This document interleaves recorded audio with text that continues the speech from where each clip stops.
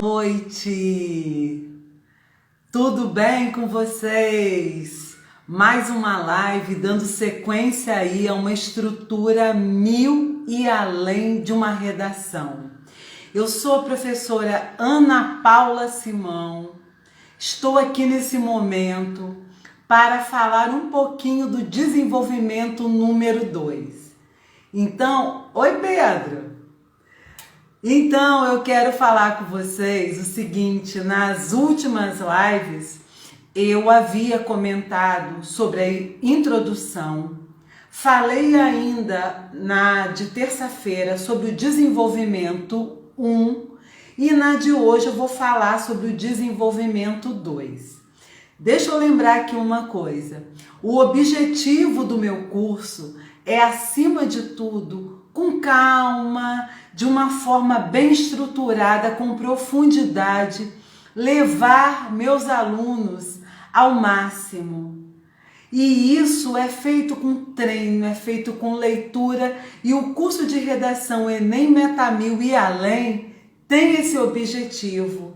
O objetivo de trazer, interiorizar a escrita de uma forma leve, de uma forma prazerosa, de uma forma tranquila. E eu tenho certeza absoluta que nós iremos conseguir isso com muito empenho. Quero ressaltar que eu não tenho como falar de desenvolvimento número 2 sem pensar, só um minutinho aqui, sem pensar na introdução. Por que eu não tenho como? Porque na introdução, no momento que você apresentou a sua tese, que você pensou nas duas causas, vai ser através desse momento de planejamento, desse momento de organização, que você vai estruturar tanto o seu desenvolvimento 1 quanto o seu desenvolvimento 2. Tudo bem? Aí você pode falar assim: ô Ana Paula, o que eu posso pensar em relação a desenvolvimento? Muitas são as causas que servem para qualquer tipo de desenvolvimento. Você pode falar de ausência de informações sobre um determinado assunto. Você pode falar de carência de representatividade nas mídias, a manjada negligência governamental. Você pode falar de discriminação. Você pode também mencionar a carência informacional, uma estrutura inadequada de educação. São causas, são argumentos que servem para muitos temas. E quando eu na última aula falei sobre o desenvolvimento 1, nós vimos que ele deve ser dividido em pelo menos 4 tópicos. Esses 4 tópicos, dentro do parágrafo, cuja ideia núcleo será qual? A ideia núcleo é a sua causa 1, porque lá na introdução você fez a divisão, primeiro apresentou o repertório, associou o repertório a uma frase temática e na sequência, na sua tese explícita, você apresentou o quê? A causa 1 e 2. Isso ocorre primeira causa e segunda causa. E será justamente nessa ordem que você vai organizar os seus desenvolvimentos. Então, no desenvolvimento 1, você cabe pontuar que a negligência governamental, que a carência de informações, e eu falei sobre isso na live de terça-feira. E o que eu farei agora no terceiro parágrafo, que é o desenvolvimento número 2? Eu tenho que pensar, num primeiro momento, em como iniciá-lo. Bom, vamos revisar aqui. São 4 tópicos desse parágrafo. Eu vou explicar a causa, o tópico, Na sequência, eu apresento, na sequência eu coloco um repertório e logo após eu faço a explicação e fecho com uma conclusão. Lembraram? Então, eu coloco o tópico frasal. Qual é o assunto do meu desenvolvimento 2? A live é sobre desenvolvimento 2. Eu estou fazendo uma sequência. Falei semana passada, introdução. Falei terça-feira, desenvolvimento 1. E agora estou falando do desenvolvimento 2 de uma estrutura geral. É claro que a gente precisa aperfeiçoar, treinar, ler e etc. Maravilha. Vamos aqui comigo. Como que você deve iniciar esse desenvolvimento 2? Você vai pensar, se você está acrescentando mais uma causa ao problema, você vai dizer além disso, porque você está adicionando. Além disso, outro sim, ademais. Aí você fala assim, Ana Paula, mas e se de repente a minha redação ela é com causa e com consequência? Sem problemas. Se você no primeiro parágrafo falou de causa, você vai iniciar o segundo parágrafo do seu desenvolvimento com consequentemente. Eu estou fazendo a aula de hoje pensando em adicionar mais uma causa. Então, você vai começar com, além disso, ademais, outro sim, maravilha. O que vem na sequência? Ademais, ressalta-se que... eu vou falar da discriminação dessa classe, que aliás serviria para o Enem 2021, agora discriminação, sim. Pois bem, vamos dizer que seja isso, ou vamos dizer que a questão de uma estrutura escolar inadequada. Maravilha! Então, você adicionou e você apresentou o seu tópico frasal. Ótimo! E o que vem depois? Prefiro o repertório sociocultural, mas eu quero abrir aqui um parênteses. Por quê? Às vezes, muitos alunos, eles decoram repertórios sem que eles estejam assimilados ao conhecimento. De que maneira você vai usar esse repertório? Bom, se na introdução você usou alguma coisa de filme, de série, de literatura, é válido que nesse momento agora você faça uma outra área de conhecimento. E vale ressaltar que essa área de conhecimento, eu vou falar do Paulo Freire. Você tem que levar em consideração explicar, fazer uso desse período como se o corretor não conhecesse nada. Pensa aí você explicando algo, um livro, um pensamento filosófico, sociológico para uma criança. Pensa que você está explicando para uma pessoa leiga.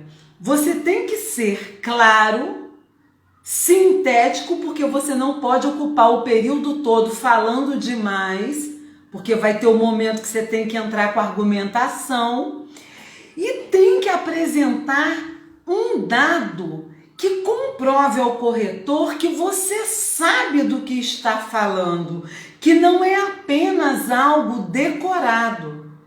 Então, apresentou o tópico frasal, vai usar um repertório. Eu vou usar um pensamento do Rousseau, eu vou usar um livro, eu vou usar filosofia. Maravilha! Não esqueça desses dois detalhes. Eu estava fazendo umas leituras de corretores e considerações. Esse ano, esse aspecto do repertório cultural, da citação sem propriedade, muitos não vão conseguir a totalidade caso não tenham demonstrado esse conhecimento. Então, apresentar algo específico e lembrar que você tem que explicar como se fosse para um leigo. Isso é muito importante.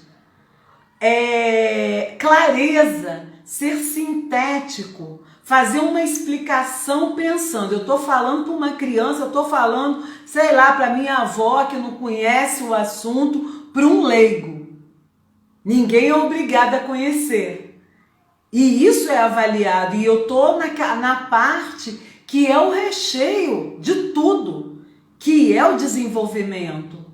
Então, entrou o segundo período. Maravilha! Esse segundo período, ele tem que ser conectado. Bom, se você vai usar um pensamento, o que você vai utilizar para ligar o pensamento ao tópico frasal?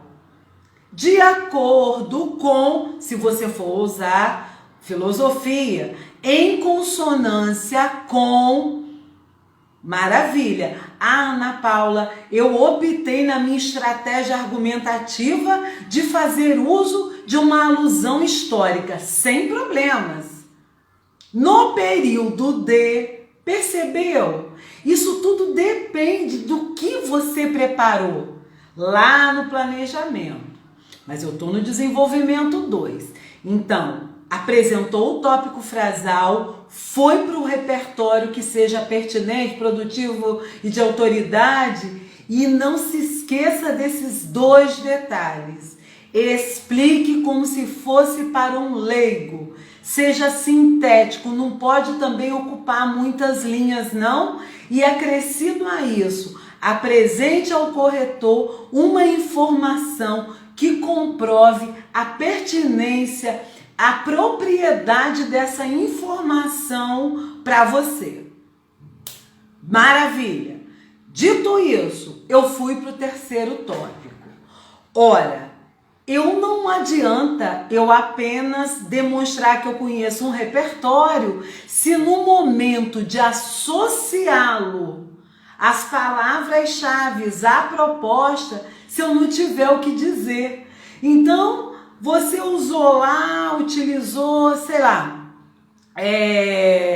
Constituição Federal, fez uso de Kant, fez uso de Rousseau.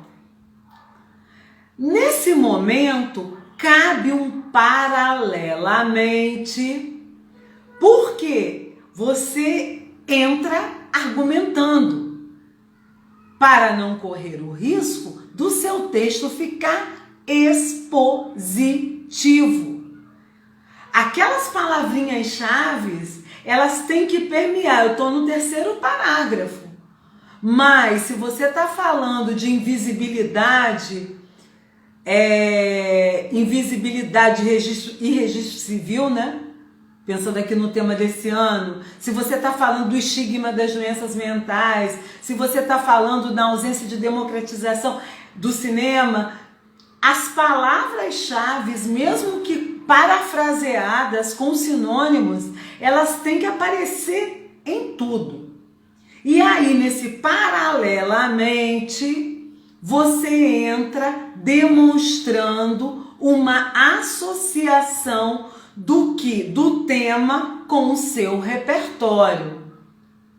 Acaba aí? Não acaba aí. E por que não acaba? Porque pensa aqui comigo. Um parágrafo, ele tem um assunto específico. Esse assunto, ele é dividido em períodos. Os períodos, eles apresentam conectores e operadores argumentativos e você é avaliado sobre isso na competência número 4. E o assunto que você iniciou, ele tem que ser concluído. Então, quando eu solicito, e é o que eu vejo em todas as redações que são nota 1000, uma organização de um parágrafo com 4 períodos no desenvolvimento, no mínimo, você tem que fechá-lo. É um momento, logo o quê? É a redação inteira? É um momento de você trazer a intervenção em hipótese alguma, mas é a conclusão do que foi mencionado lá na sua causa número 2. Então, é o desfecho que você vai trazer dessa causa de uma forma muito resumida mesmo.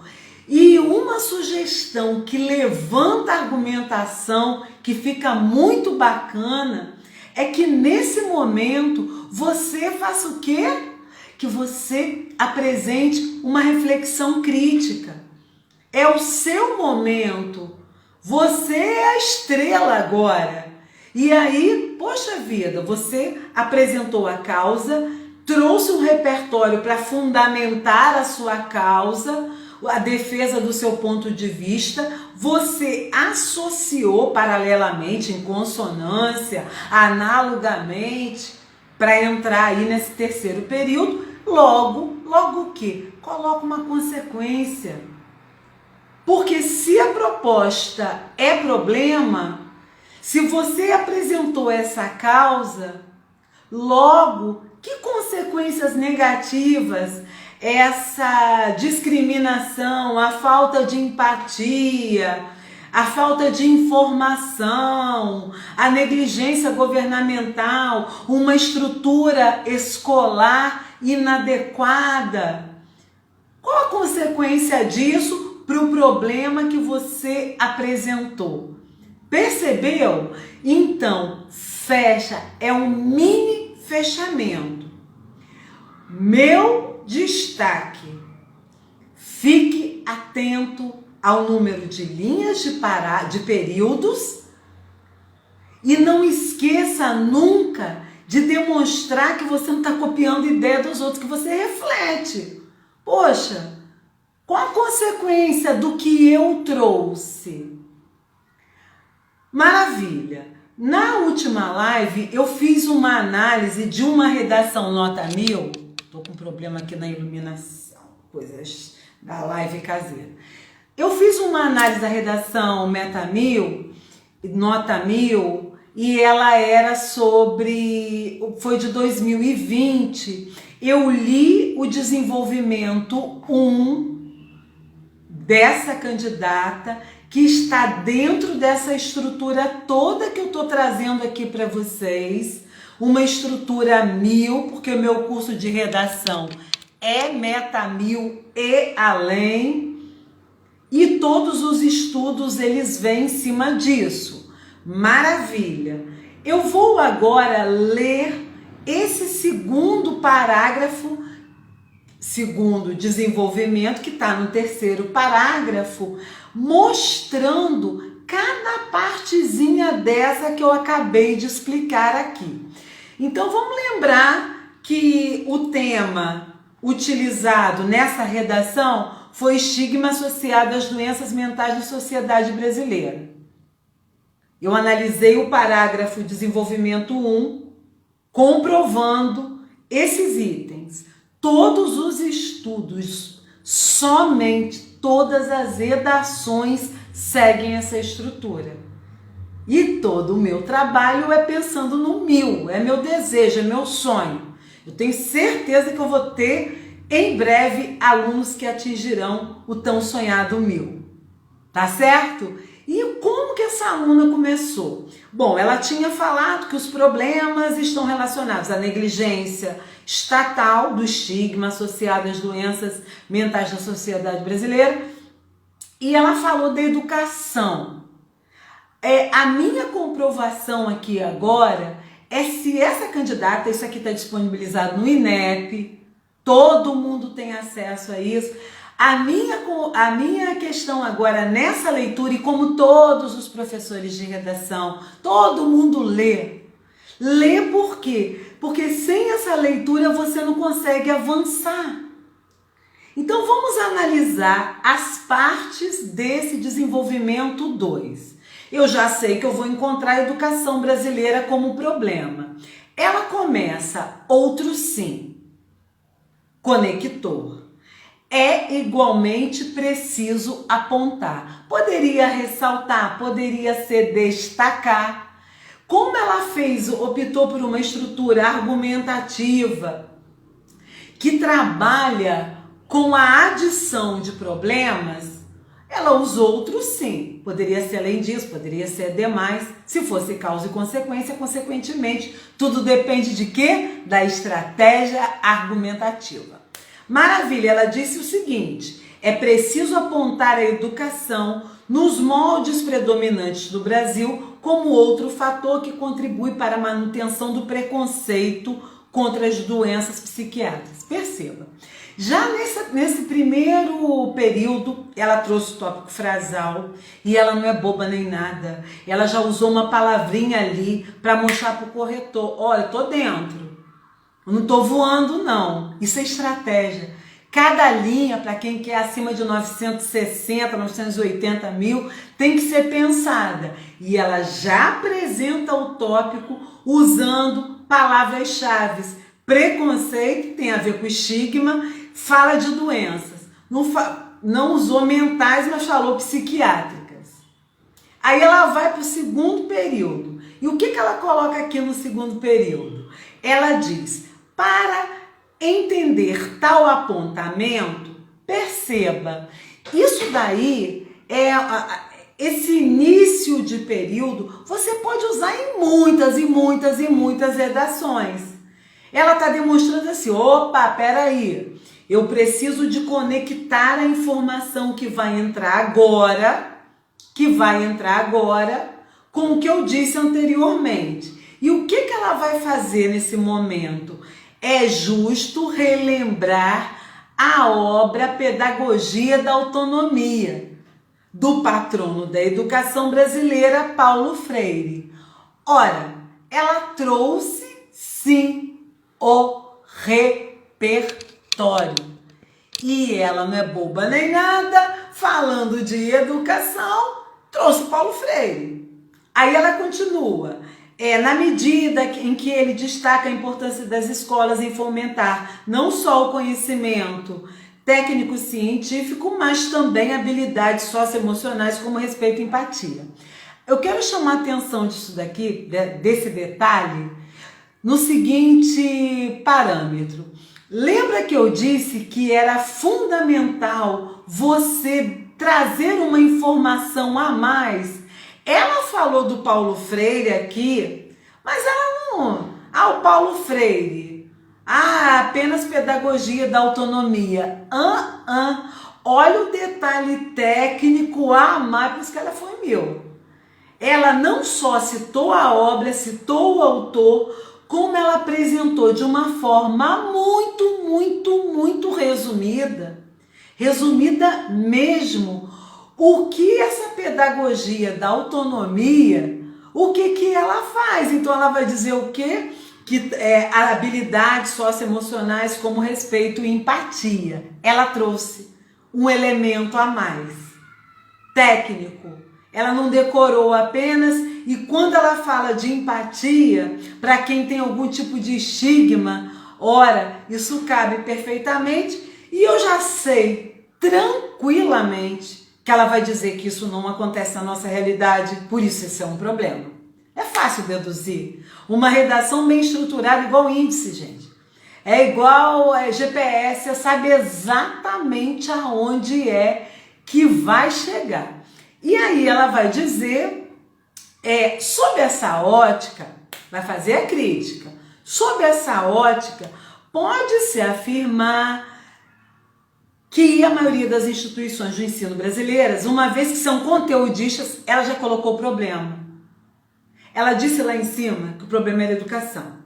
Uma educação tradicional, que não dá conta desse estigma, que não dá conta de um monte de coisa. Poderia ser para a questão dos deficientes visuais, quem tem algumas impossibilidades de acessibilidade. Isso aqui cabe num monte de redação, num monte, porque a escola, se ela forma, ora, sendo só conteudista, desconsiderando as outras realidades, vai dar ruim. E ela diz aqui, mete o pau agora, sob essa ótica, pode-se afirmar que a maioria das instituições de ensino brasileiras são conteudistas, não contribuem. O que a bonitinha que faz? Bom, deixa eu lembrar que curso de redação Enem Meta Mil e Além, tamo juntos. O que que ela faz? Ela volta as palavrinhas chaves que eu fico batendo nisso o tempo todo. Não contribuem no combate do estigma relativo às doenças mentais. Ela falou na primeira linha, ela está quase fechando aqui, ela não usa o termo psiquiátricas, ela vai falar estigma. E usa um portanto, ó a conclusão, ó a conclusão, ó a conclusão. Portanto, não formam indivíduos como os pensados por Paulo Freire. Ela chegou, o ideal é a pedagogia da autonomia que engloba, que é plural, que abarca todos. No entanto, a escola não é assim, é conteudista, ela vai para o quarto período que eu estou dizendo, porque ela usa um portanto e ela fala sobre esse afastamento. Perceberam? Então, fica aqui a minha dica para um desenvolvimento maravilhoso, planejamento. Claro, cada partezinha trabalhada incessantemente. E eu tô dando sequência a essa redação nota 1000. Na terça eu vou falar sobre a intervenção, todos os detalhes, mas sempre tem. Isso aí, redação é incansável, são muitos os detalhes. Mas eu dei conta desse segundo parágrafo, eu agradeço imensamente, eu sou a professora Ana Paula, criadora do curso de redação Enem Meta Mil e Além, porque além de tudo mesmo, em breve aí, meu canal do YouTube vai estar bombando e eu tenho certeza que eu vou contribuir em muito para um vestibular, para uma vida maravilhosa. Tá bom? Um beijo imenso, paz e bem, gratidão aos que compareceram. Beijão, tchau, tchau.